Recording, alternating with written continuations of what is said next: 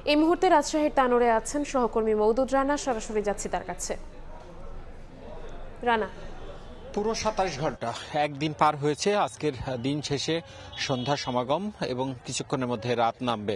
এবং আমরা যেটি দেখেছি যে এখন পর্যন্ত নিখোঁজ শিশু সাজিদের সন্ধান মেলেনি। আমরা যেটি দেখলাম যে সকাল থেকে ফায়ার সার্ভিস তাদের যে উদ্ধার কার্যক্রম সেটি চালাচ্ছেন। এর পাশাপাশি এখানে যে আইন শৃঙ্খলা রক্ষাকারী বাহিনীরা রয়েছেন তারা এখানে লোক সমাগমের ব্যাপারটি নিয়ন্ত্রণ করছেন।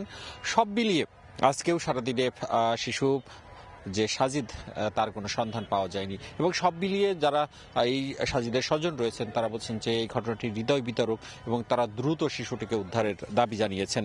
আমরা যেটি আজকে সকালে দেখেছি যে এখানে সাজিদ যে পরিত্যক্ত গভীর নলকূপের গর্তে পড়ে গিয়েছিলেন, ঠিক সেখানে একটি বড় গর্ত খোঁড়া হয়েছিল এবং সেখান থেকে একটি সুড়ঙ্গ তৈরি করে সেই গর্ত থেকে সাজিদকে বের করার এক ধরনের প্রচেষ্টা নিয়ে কাজ করছিলেন ফায়ার সার্ভিস।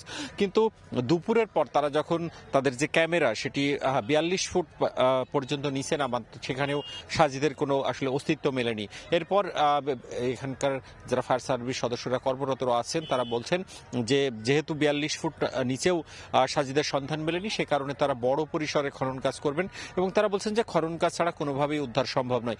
সেই বড় পরিসরে খনন কাজ করার লক্ষ্যেই আমরা যেটি দেখেছি এখানে যে এক্সকেভেটরগুলো বা খনন কাজ করছে যে ৩টি মেশিন, সেগুলো আশেপাশের যে মাটিগুলো রয়েছে সেই মাটিগুলো সরিয়ে নিচ্ছেন।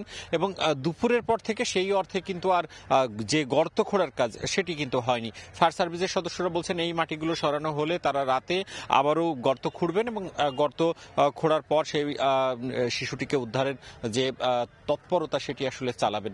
ফায়ার সার্ভিস এখনও বলছেন যে শিশুটিকে জীবিত এবং অক্ষত উদ্ধার করার জন্য তারা আন্তরিক এবং সেই লক্ষ্যেই তারা কাজ করছেন।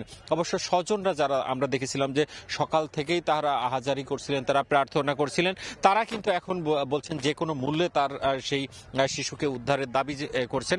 আপনাদেরকে জানিয়ে রাখি যে গতকাল বুধবার এই আমরা যে মাঠটিতে দাঁড়িয়ে রয়েছি এই মাঠ থেকে যাওয়ার সময় মায়ের পেছন থেকে সাজিদ পরিত্যক্ত একটি গভীর নলকূপের গর্তে পড়ে যান এবং দুপুরের পর স্থানীয়রা উদ্ধার শুরু করে। কাল বিকেল থেকে ফায়ার সার্ভিস উদ্ধার শুরু করে এবং সেই উদ্ধার তৎপরতা এখনও চলছে এবং সব শেষ খবর এখন পর্যন্ত শিশু সাজিদ উদ্ধার হয়নি। এই ছিল রাজশাহী থেকে আমার কাছে সর্বশেষ। রাজশাহীর তানোর থেকে সরাসরি যুক্ত হয়েছিলেন সহকর্মী মওদুদ রানা।